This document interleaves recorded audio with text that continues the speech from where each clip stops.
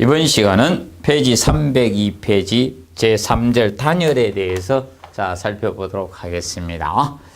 단열이란 연료의 이동을 차단하는 것이 단열입니다. 단열.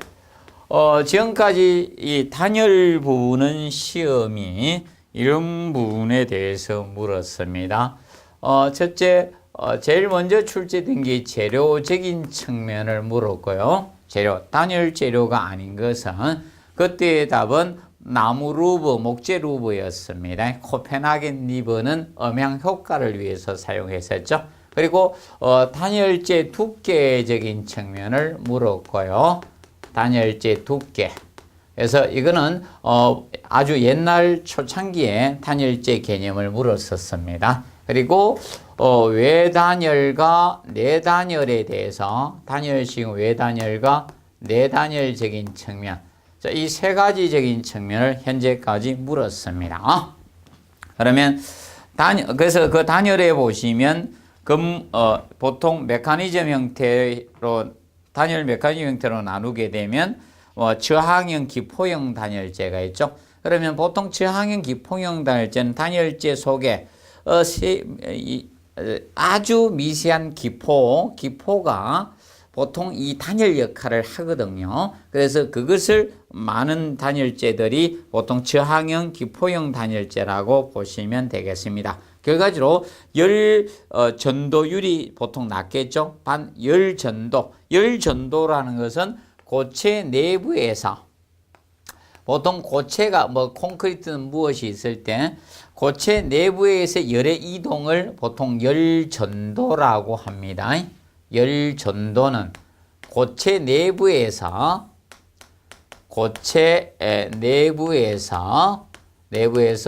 고온부에서 저온부로 고체 내부에서 고온에서 저온으로의 열의 이동입니다. 고온부에서 저온으로의 열의 이동을 보통 열전도라고 칭합니다. 열전도. 이것을 열전도라고 하고요. 이때 그 율을 열전도율 이렇게 칭합니다. 열전도율이라고 칭합니다. 정리해 두시고. 자, 그래서 보통 이번 기포 단열재는 역할이 공기가 이 정지식인 기포 형태로 된 정지식인 형태거든요. 그러면 열전도율이 적으니까 거기에 대한 저항은 크게 되는 거죠. 그러면 이거 열전도율의 반대의 개념은 열전도 저항이 되는 거예요. 열이 못 빠져나가게 하는 게 저항입니다. 그러면 정지된 공기 상태의 형태가 이 저항값이 큽니다. 그래서 그 역할을 하는 것이 저항형 기포형 단열. 그래서 보통 우리가 알고 있는 단열재는 거의 저항형 기포형 단열재라고 보시면 되겠습니다. 기억하시고, 그 다음에 이제 그 2번의 반사형 단열재는 알루미늄 박판을 이용하는 것이 반사형 단열재입니다. 그럼 열을 반사시켜서 단열을 효과를 가지는 것이 바로 반사형 단열입니다. 근데 이 반사형 단열은 우리가 알아두실 것이 1번 체크하시면 되겠습니다. 공기층에 유효한 단열 방법이 공기층. 그러면 어떤 이중벽을 했든 아니면 천장 속의 공기층이든, 그럼 예를 들어서 지금 이제 벽을 이중으로 했거나 또는 천장 속이 되면 천장 속에 공기층이 있을 수 있겠죠. 이런 지붕 속 같은 공기층. 그래서 이런 공기층에 유효한 단열 효과다. 이 공기층. 여기에 유효한 단열 효과를 가지는 것이 단열 방법이 반사형 단열 개념이 됩니다. 그래서 알루미늄 박판을 설치해서 열을 반사시켜서 단열 효과를 가지는 것이 반사형 단열이라고 보시면 됩니다. 그러면 2번 체크해 놓으시고요. 공기층 안에 방열면과 수열면의 평행으로 나란히 설치해야 돼요. 자, 그럼 예를 들어서 여기 약간 기울어지는데 평행하다 보시고요. 그러면 여기가 실내예요. 여기가 실외예요. 실외거든요. 이 벽이 따뜻하고 이 벽이 차가울 것 아닙니까? 그러면 열을 방출하는 면은 얘가 될 거고 수열하는 건 얘가 될 거 아닙니까? 그럼 여기 나란히 설치해야 나란히 설치해야 된다는 겁니다. 여기 나란히. 그러면 이것이 방열면이고 이것이 수열면이면 나란히 평행하게 우리가 설치를 해 주셔야 되는 겁니다. 그게 가장 좋습니다. 이래야지만 효과가 좋다는 측면을 알아두시고요. 그래서 뭐 간략히 그 정도만 한번 보십시오. 뭐 3번이나 4번 쪽에 들어가면 굉장히 문제의 난이도가 어려워진다는 거고 아직까지는 전혀 출제되지는 않았습니다. 그래서 혹시나 해서 준비하기 위해서 기본 반사형 단열은 공기층의 유효한 단열이라는 걸 기억하시고 이때 그 공기층 안에 설치할 때 이 알루미늄 박판을 방열면하고 수열면에 나란히 평행하게 공사를 해줘야지 효과가 좋습니다. 뭐 두 가지 측면상만 일단 기억하십시오. 아직 세부적으로 나온 형태는 아직 없습니다. 시험은. 그리고 용량형 단열이 나오는데 세 번째 용량형 단열. 자, 용량형 단열은 이 용량형 단열은 보통 구조체가 자, 이 열 용량이 크잖아요. 열 용량을 활용하는 겁니다. 그러면 보통 고체는 서서히 데워지고 서서히 식어갑니다. 그걸 활용하는 단열이 용량형 단열이라고 보시면 되겠습니다. 용량형 단열. 그래서 보통 그래서 지연 시간을 이용하는 겁니다. 지연 시간. 보통 타임렉이라고 하는데 그러면 고체는 서서히 데워지고 서서히 식어갈 거 아닙니까? 그러면 주간에 태양열에 의해서 건물이 데워집니다. 그러면 서서히 데워지겠죠? 근데 야간에 데워진 고체가 서서히 식어갈 겁니까? 그럼 외부에서 차가운 공기가 들어올 때 어느 정도 지연을 시켜줄 수 있다는 겁니다. 고체가 빨리 되었다 빨리 식는 건 아니죠. 해가 졌다 해서 그 서서히 식어가니까 그걸 이용하는 것이 또 용량형 단위다. 그러면 이 구조체의 외피의 추결 용량을 이용하는 것이 용량형 단열이라고 보시면 되겠습니다. 기억을 해 두시고 그래서 나중에 단열 설계 시 우리가 타임렉을 이용해서 설계를 한다. 그러면 그 문장은 맞는 문장이 됩니다. 기억을 해 두시고요. 그래서 그 개념을 간략히 알아두시기 바랍니다. 그리고 304페이지 보시면 단열 부위가 나오겠습니다. 내단열, 외단열, 중간단열 형태가 나옵니다. 그러면 내단열과 외단열, 중간단열은 별도로 시험을 다루지는 않기 때문에 중간단열은 뭐 정리 안 하셔도 되겠고요. 자, 그러면 내단열 개념하고 외단열, 외부. 그러면 이것은 구조체의 외척이냐 내척이냐 그 시공 부위를 나타내는 겁니다.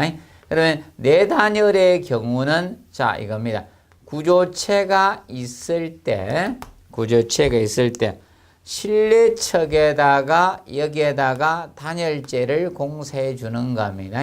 실내척에다가 실내 쪽에다가 단열재를 공사해 주는 것을 내단열이라 하고 자, 외단열의 경우는 이 외단열은 구조체 외척에다가 단열재를 시공해 주는 것. 이것이 외단열이 됩니다. 외단열. 그러면 외단열과 내단열은 우리가 보실 때 두 가지는 뭐 비교해서 간략히 정리하시면 되겠습니다. 그러면 시공적인 측면은 우리가 이것이 용이하죠. 시공이 용이한 것은 얘입니다. 시공이 쉬워요. 용이하고 여기 시공이 까다롭죠. 시공이 어려워요. 어렵습니다. 시공이 용이하면 비용은 쌉니다. 애가 비용이 싸고 시설비가 쌉니다. 애가 비용이 첨가된다. 여기 시설비가 비쌉니다. 비싸집니다. 그리고 이 내단열과 외단열적인 측면, 이 내단열은 내부에다 공사하다 보니까 이 구조체가 항상 차가운 상태로 방치가 될 수가 있습니다. 방치가 돼요. 그러면 이 구조체가 차가운 상태로 항상 방치가 되니까 습기가 투과해서 나가게 되면 이 결로의 위험성이 있습니다. 특히 이 내단열은 이런 내부 결로의 위험성이 높은 거예요. 내부 결로 위험성이 얘가 높습니다. 그런데 이것은 밖에 단열재를 공사해 줬습니다. 그러면 외부에서 차가운 외기가 들어오는 것을 차단을 해줄 수가 있는 거예요. 그러니까 이 구조체가 난방을 하게 되면 이 난방이 이걸로 인해서 얘가 데워진다는 거예요. 차가운 상태가 아니라는 겁니다. 그래서 내부 결로 방지의 효과가 좋은 겁니다. 결로 방지의 효과가 좋습니다. 효과 있는 것이 내단열, 외단열 개념이 되는 겁니다. 알아두시고. 그런데 이 내단열을 하게 되면 이 실내를 난방을 하게 되면 빨리 난방이 되어져요. 왜냐하면 구조체가 가열되는 것이 아니기 때문에. 그래서 빨리 난방의 온도가 올라가고 대신 난방을 증기하면 빨리 난방 온도가 내려가는 특성을 가집니다.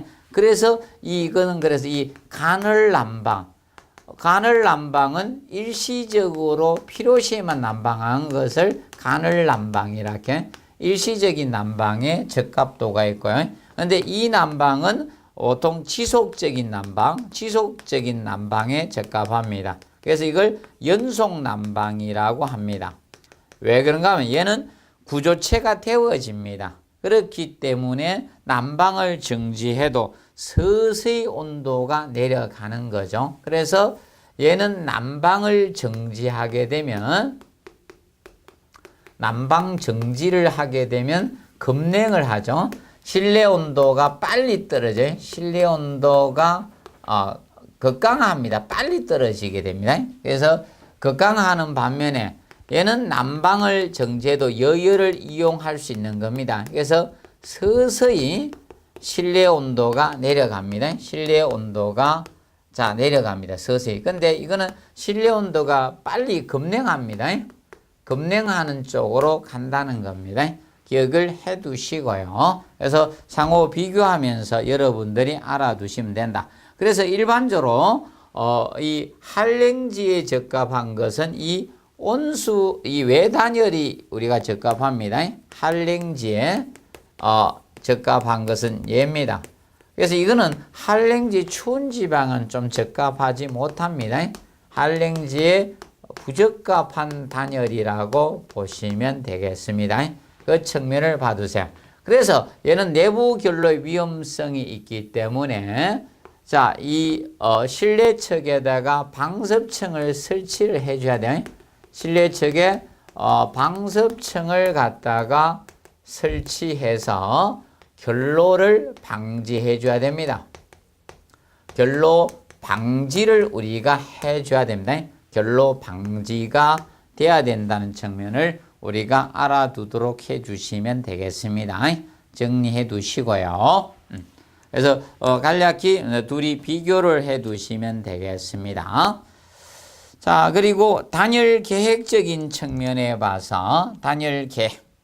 단열 계획에는 에너지 절약 설계 기준에 따른 부분에 해당이 됩니다.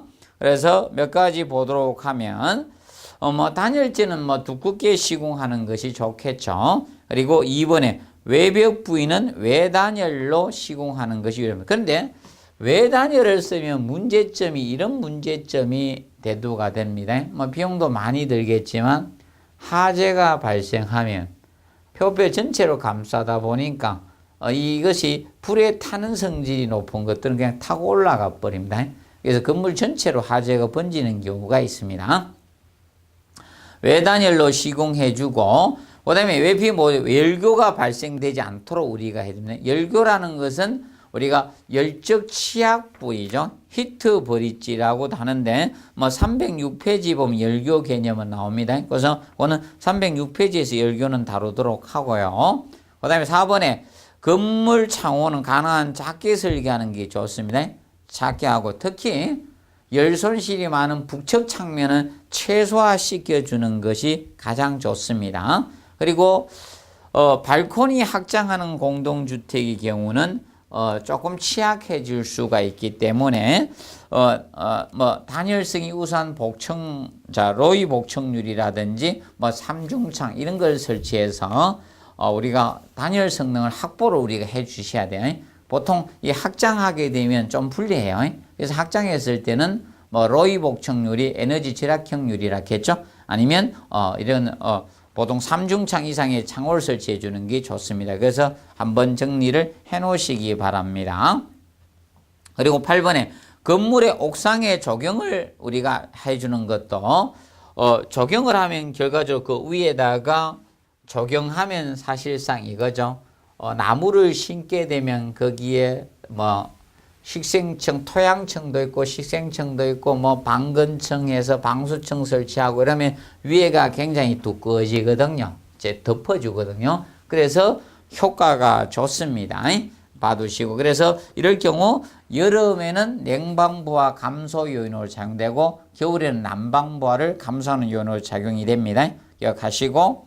그 다음에 단열재를 시공해야 되는 부위가 나옵니다. 단열재 시공 부위, 이건 아직 시험에 나오진 않았습니다.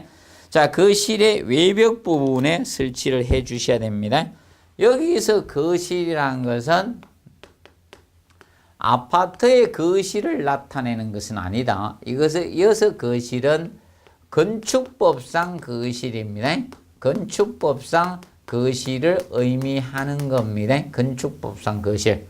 건축법의 거실이라는 것은 거주나 집무, 작업, 집회, 오락 등의 용도로 사용되는 실을 기타 등의 용도생을 우리가 거실이라고 칭하죠. 그래서 거실 외벽 부분 설치하고 그 다음에 최하층 거실의 바닥 부분 설치하시고 그 다음에 최상층의 거실의 반자나 지붕에 설계를 해주면 결과적으로 외부 부분은 전체적으로 설치를 하라는 겁니다. 그리고 바닥 난방인 청간 바닥이죠. 그래서 이 네 가지 경우가 법적으로 단열재 시공하는 부위입니다. 그럼 바닥 난방인 청간 바닥은 거실 용도하고 관계없이 무조건 단열재를 시공하라는 겁니다. 그래서 그 네 가지를 꼭 기억하시면서 대표적인 예로 밑에 보시면 중부 지역에 단열재 두께를 그 밑에다가 해놨습니다. 그래서 단열재 등급은 크게 4등급으로 나눠집니다. 가나다라 등급으로 나눕니다. 소고기는 1등급 플러스 2뿔이냐 1뿔이냐 1등급이냐 2등급 이렇게 나누는데 3등은 얘는 가나다라 등급으로 나누고 있습니다. 그러면 가 등급이 제일 좋은 단열재고요. 라 등급이 돼서 단열재 성능이 좀 떨어진다라고 보시면 됩니다. 대신 두께를 두껍게 해줘야 되는 겁니다. 그래서 가 등급이 가장 두께가 얇죠. 두께가 얇다는 것은 단열재 성능이 좋다는 것을 의미하고 있습니다. 그래서 그 단열재 중 가장 두껍게 공사해야 되는 것을 여러분들이 알아두시기 바랍니다. 가장 두껍게 공사해야 되는 부위가 바로 저거죠. 최상층이 있는 거실의 반자 또는 지붕으로서 외기와 직접 면할 때가 제일 두껍습니다. 외기와 직접 면할 때. 이럴 경우는 가등급일 때 180mm죠. 나가 215mm고 그다음에 다가 245, 라등급 270입니다. 그래가지고 라등급이 성능이 제일 떨어지니까 가장 두꺼워야 돼요. 단열재 두께가 가장 두껍게 시공해야 된다는 최상층이다. 그래서 사람도 자연산 털이 여기 제일 많이 나 있죠. 가장 취약한 부위라서. 그래서 여기가 제일 두껍게 공사해야 됩니다. 왜냐하면 최상층이 되면 위에 옥상에는 방수를 단열을 안 해, 난방을 안 하죠. 난방을 안 해도. 그래서 단열재를 제일 두껍게 써야 돼요. 그래도 사실 불리합니다. 위에서 난방해 주는 거하고 안 해주는 건 엄청난 차이가 발생합니다. 그래서 제일 두껍고 그 다음 두께를 유지해야 되는 데가 바로 저 부분이 됩니다. 최하층 있는 거실의 바닥으로서 외기와 직접 면하는데 바닥 난방인 경우죠. 가등급 140이잖아요. 라는 210등급 210mm고요. 자, 그러면 이런 경우를 의미해요. 예를 들어서 간혹 가다가 최근에 아파트를 짓는데 1층을 필로티 구조로 하는 경우가 있어요. 1, 2층을. 여기를 1, 2층 부분을 밑에를 필로티 구조로 하고요. 필로티 구조로 이렇게 해놨어요. 그리고 아파트가 여기서부터 가는 거예요. 1, 2층은 필로티 구조로 하고 여기서 3층부터 아파트가 간다. 예를 들어서 이렇게 2층부터 가든 이렇게 갑니다. 그러면 여기는 필로티가 뻥 뚫어놨잖아요. 그럼 3층이 되면 이게 아파트가 들어왔거든. 그럼 난방을 할까 합니까? 근데 이런 경우는 이게 3층이지만 이게 최하층이 됩니다. 최하층이 되면 여기가 무진장 추워요. 그래서 바닥 난방 하는데 밑에 바닥남이 층간바닥 두께로 하면요 에너지 손실이 너무 많습니다. 추워 죽습니다. 막 난방연시 팍팍 때도 춥습니다. 그래서 여기에 자 가등급으로 했을 때 그러면 여기는 이제 가등급 하면 그래서 옛날 아파트 이런 있는 아파트면 에너지 손실 많습니다. 그래서 여기 가등급일 때 140 넣어야 되거든요. 140mm. 그러면 마지막 제일 등급 낮을 때는 라 등급일 때는 210mm거든요. 근데 옛날에 이렇게 설치하느냐? 아닙니다. 설치해봤자 5cm 설치했어요. 그렇기 때문에 문제가 생기는 겁니다. 많이 추운 겁니다. 그래서 그거 알아두시고 그런데 이제 거기 바닥 난방인 청간바닥은 이거는 어디나 다 똑같아요. 중부지방이든 남부지방이든 북부든 바닥 난방인 청간바닥은요. 청간바닥 이거는 어느 지역이든 다 동일해. 가, 나, 다 등급에서 보시면 가 등급은 30mm예요. 얘는 30mm고 나 등급은 35mm고 다 등급은 45mm고 라 등급은 50mm예요. 이거는 어느 지역이서나 동일합니다. 남부지방이든 중부지방이든 북부지방이든 어느 지역에서나 일정하게 갑니다. 일정하다. 그 측면을 기억을 해 놓으시고 그 다음에 306페이지 보면 단열재의 요구 성능 부분이 나옵니다. 요구 성능. 자, 이 단열재 요구 성능에서는 우리가 봐두실 것이 자, 율, 흡수율, 수증기 투과율. 자, 율들 하여튼 뭐 되는 것은 그래서 일단은 단열재 요구 성능에서 단열재 요구 성능 개념사 요구 성능은 열전도율은 열전도율의 개념이든 어떤 율은 다 적으면 돼요. 율은 반대로 저항은 못 빠져나가는 거죠. 저항은 커야 돼요. 저항은 커야 되고 율은 적을수록 좋은 겁니다. 적을수록. 웬만하면 적으면 됩니다. 그런데 열 저항 값들, 열 전도 저항이든 열 관류 저항이든 저항 값은 커야 돼요. 저항 값은 커야 된다. 기억하시고. 그리고 이번에 온도, 습도는 변형도 적어야 되고 웬만하면 적으면 돼요. 그래서 7번에 품질 편차도 적어야 되고 커야 되는 것은 열 저항들이에요. 명심하세요. 단열재 요구 성능에서 열이 못 빠져나가게 막는 것이 저항입니다. 그래서 저항들 값은 커야 됩니다. 그래서 그걸 구분 좀 해 두시고 그 다음에 3번에 자 거기 보면 내구성, 내식성, 내열성이 우수해야 되겠죠. 그리고 비중은 작아야 돼요. 그리고 상온에서 가공이 용이해야 됩니다. 그리고 5번 경제적이고 시공이 용이해야 되죠. 싸야 돼요. 너무 비싸면 좀 문제가 되죠. 그리고 가벼우며 기계적 강도도 우수해야 되고 품질 편차가 적어야 됩니다. 이것이 단열재 요구 성능적인 측면. 그래서 이거는 절대로 혼돈하지 말자. 율은 적어야 되고 저항값은 커야 된다. 그 기준을 꼭 명심하시고요. 그리고 우리 이제 일반적으로 이제 단열재가 이제 진공 포장한 진공 단열재가 있는데 진공 단열재는 여러분들이 보셨을 겁니다. 굉장히 얇으면서 바깥에 은박지 형태 같은 게 이렇게 있는 걸 보셨습니다. 그래서 공사할 때 보면 외부분이 이렇게 부착하는 걸 보신 분들이 있을 겁니다. 그게 진공 단열재인데, 자, 진공 단열재는 일반 단열재에 비해서 한 단열 영역은 10배 정도 좋아요. 10배 정도 좋은데, 이 문제점이 어떤 문제점이 발생을 하는가 하면, 얇고 이런 건 좋아하시는데, 이게 오랜 기간이 지나면 그 단열 영역을 그대로 유지하기가 힘들어요. 그래서 이론상은 뭐 좋다고 하는데, 실제적으로 현장에서 해보니까 한 15년, 20년 정도 되면요, 시간이 흐르면 단열 영역이 저하를 가져옵니다. 그래서 조금 문제점으로 대두가 되고 있습니다. 그리고 열교 히트 브릿지 개념이죠. 열의 교량 역할을 한다. 이것이 열교입니다. 그러면 사실 단열재를 시공하지 않으면 열교는 열적 취약 부위로의 열의 이동이 열교입니다. 열적 취약 부위로 열의 이동입니다.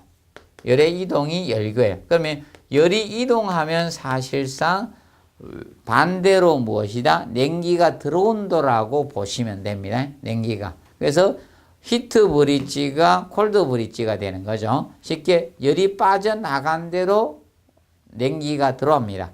그럼 쉽게 우리가 많이 차갑게 느끼면 그 열이 많이 빠져나가는 게, 추운 데가 많이 빠져나가는 데가 그 부분이 열교 부위라고 보시면 되겠습니다. 열교 현상이 일어납니다. 그러면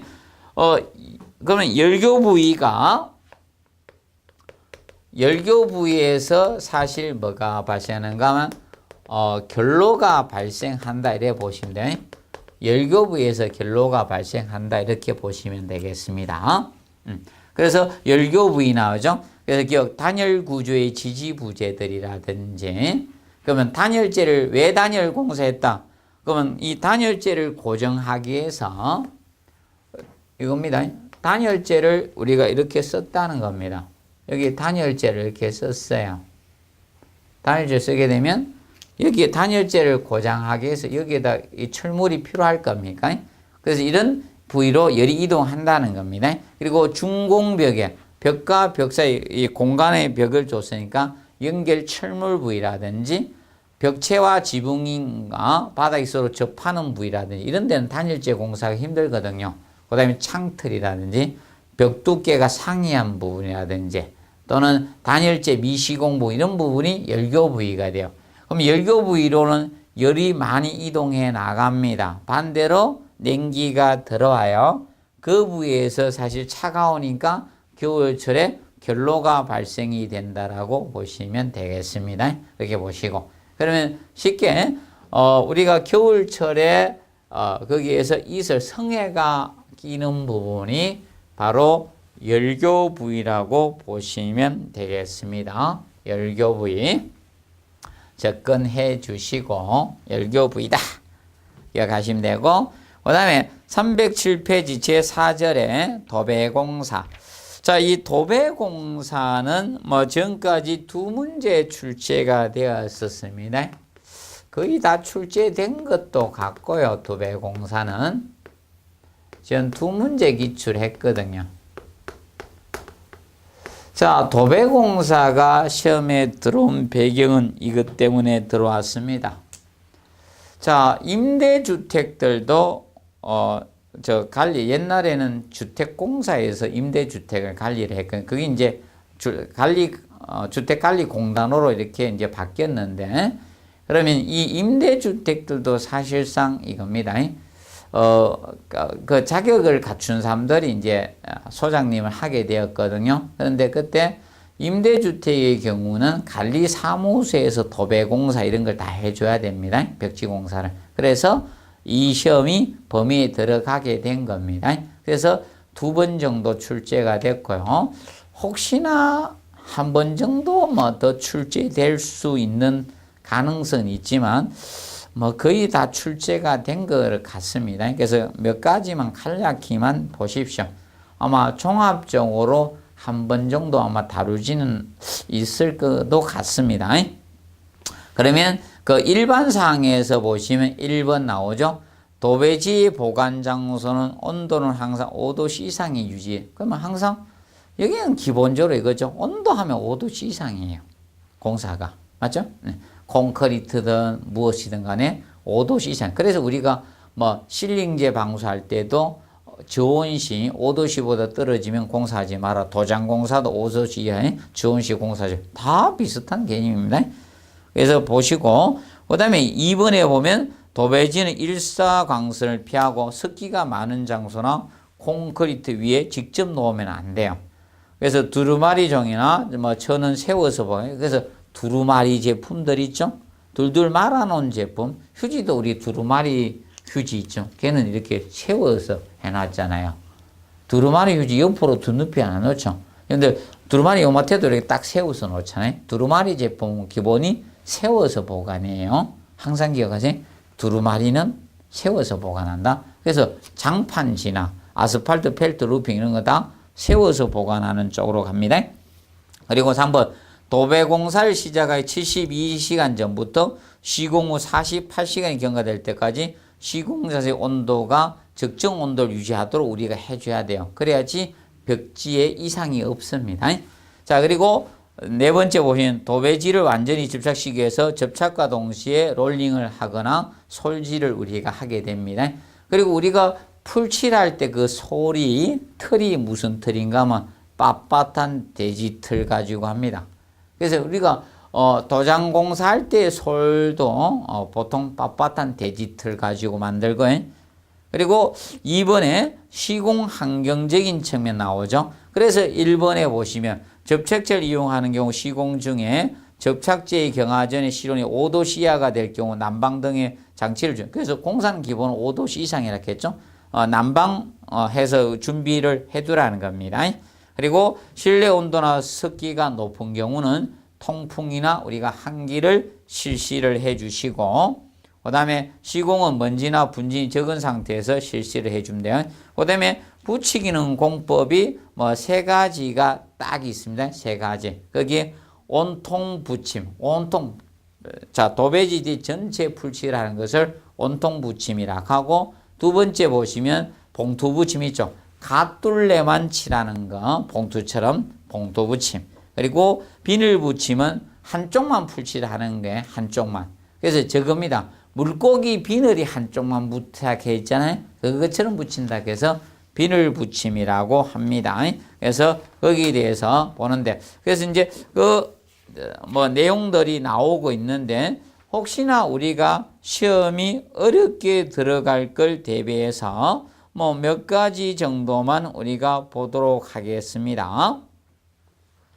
그래서 페이지 308페이지 하단에 보시면 거기 초배지가 중앙 부분에 초배지가 나오는데, 거기에서 니은에 보시면 온통 붙임 및 봉투 붙임의 실시가 나오고 있습니다. 거기에 대해서 간략히 보도록 하겠습니다. 자, 그래서 온통 붙임 실시하는 경우 우리가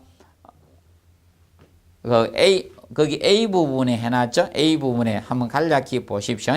온통 붙임 실시하는 바탕 전체의 종이를 발음해서 균일한 바탕면을 만들기 때문에 전지는 큰 종이가 전지죠. 그걸 나누게 되면 2절지 되죠.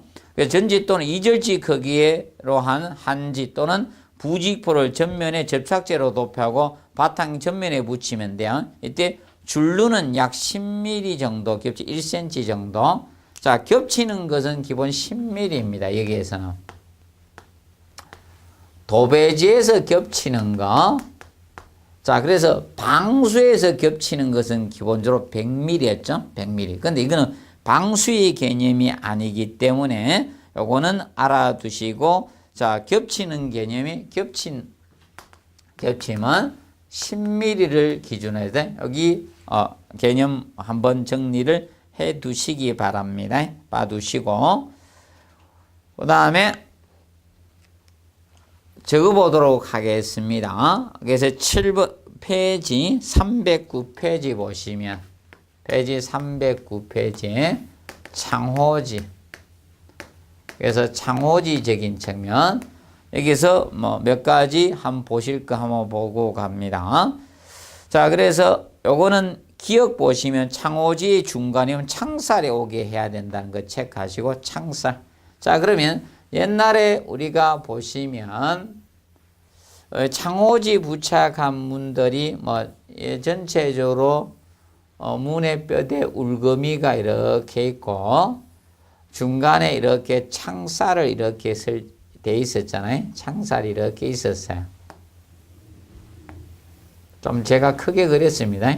조금 요 간격 좁은데 이렇게 가는데 그럼 이렇게 해서 뭐 이렇게 옆으로도 이렇게 갈 거 아닙니까? 그러면 만약 부착했을 때 여기 오게 된다. 그러면 이런 식으로 창살이 쭉 있을 거 아닙니까? 그러면 이 오면 중간에 여기 오라 이 옆 부분을 창살에 오도록 해주라. 이 중앙에 이런 데 놓여지면 안 된다는 게 창호지 부착했을 때 창살에 꼭 체크하세요. 중간 이음은 창살에 오게 한다. 그래서 창호지에서 자, 그 기억이죠? 그래서 중간 이음은 창살에 오도록 한다는 거 기억을 해 놓으세요. 창살에 오도록 해 주셔야 됩니다. 그거 기억해 두시고, 그 다음에 니은에 보시면, 자, 이제 풀을 이제 사용해야 돼. 풀칠은 기야를 평행 방향으로 해 주시면 되고, 니은에서는 풀칠적인 측면. 풀칠은 기야를 평행 방향으로 해야 됩니다. 기야를 평행 방향으로 우리가 방향을 일정하게 운행시켜야 돼. 기야를 평행 방향으로 일정하게 운행해야 돼. 일정하게 운행을 해 주시면 되겠습니다. 자, 기알은 솔입니다. 솔, 풀솔. 솔입니다. 솔. 그래서 이 솔이, 기알이 빳빳한 돼지털을 쓰면 돼. 그리고 말총을 써도 되는데 말총은 너무 비쌉니다. 그래서 알아두시고요. 평행하게 한다는 점 기억을 해 놓으시기 바랍니다. 그리고 리을 정리해 놓으시고 리얼에 보시면 창호지를 여러 장 이어 붙일 때는 밑에서 위로 붙여야 됩니다. 꼭 기억하세요. 여러 장 붙일 때는 창호지를 여러 장 붙일 쪼밭한 게 많아서 붙일 때는 자, 밑에서 위로 순서로 붙입니다. 여러 장일 때는 밑에서 위로 붙입니다. 밑에서 위로 시공한다는 것을 꼭 명심하세요. 위로 순서로 붙여, 밑에서 위로 순서로 붙여줘야 된다는 걸, 이건 꼭 알아두시기 바랍니다. 이거는 중요합니다. 여러 장 붙이면 밑에서 위로. 그래서 기본적으로 여러분들 이겁니다. 밑에서 위로 가는 게 시공의 기본법이라고 보시면 되겠습니다. 그래서 우리도 지붕공사도 공사할 때 아래에서 위로 가라 했죠. 인데 이것도 창호지도 이렇게 공사를 해 주시면 되겠습니다. 그래서 혹시 창호지 한번 나올 수가 있을 겁니다. 창호지. 그리고 나는 조금 더 폭넓게 공부를 해야 되겠다. 그런 분은 8번의 장판지까지 조금 해 주시면 됩니다. 장판지. 장판지인데, 그래서 장판지는 중요한 부분이 8번에 이제 장판지가 나오는데, 장판지적인 측면에서는 니은을 기억을 해 놓으십시오. 니은이 중요합니다. 니은 보시면 장판지는 물축이거나 풀칠해서 맞접어도 충분히 늘어난 다음에 다시 고르게 풀칠해서 붙여야 돼요. 아니면 장판지는 나중에 물축이나 풀을 매기면 이게 늘어나거든요. 그러면 안 맞아요. 그래서 팽팽하게 당겨져야 되기 때문에 미리 물축이거나 풀칠해 두고 충분히 늘어난 다음에 풀칠을 해서 이렇게 다시 부착해야지 팽팽해집니다. 그래서 그거 니은을 꼭 알아두시기 바랍니다. 그거 좀 알아두시고, 그 다음에 이제 디귿 체크하시고, 장판지는 나누기 해서 위치가 정확히 하고 중앙에서 자 흥고로 가둘레 쪽으로 밀어내듯이 해주면 돼요. 그래서 보통 이렇게 할 때 기본이 이거죠. 이 센터에서 이 가둘레 쪽으로 이렇게 밀어냅니다. 뭐든지 뭐 벽지 공사할 때도 사실 그렇게 하죠. 그래서 센터에서 이렇게 밀어내는 형태로 해줍니다. 그래서 중앙에서부터 시작한다는 점 기억을 해 두시면 되겠습니다. 그리고 저거 비읍 체크하시고 얇은 장판 이음은 50mm 겹쳐대 주면 돼. 50mm. 자, 그래서 이제 주의할 점은 이겁니다. 아까 벽지공사에서 겹치면 10mm였어요. 10mm인데 지금 장판지의 겹친 길이는 50mm야. 그리고 방수에서의 겹침은 우리가 100mm였어요. 100mm. 그래서 혼돈이 없도록 우리가 좀 정리를 해 두시면 되겠습니다. 그 정도 한번 어렵게 나올 걸 대비해서 우리가 정리 학습을 해 두도록 해 주시기 바랍니다. 그래서 이번 시간은 단열 공사하고 벽지 공사에 대해서 살펴보았습니다. 다음 시간에는 바닥이나 반자와 관련된 부분과 계단 부분에 대해서 수장 공사의 학습을 하도록 하겠습니다. 이번 시간은 여기에서 마무리하도록 하겠습니다. 수고하셨습니다.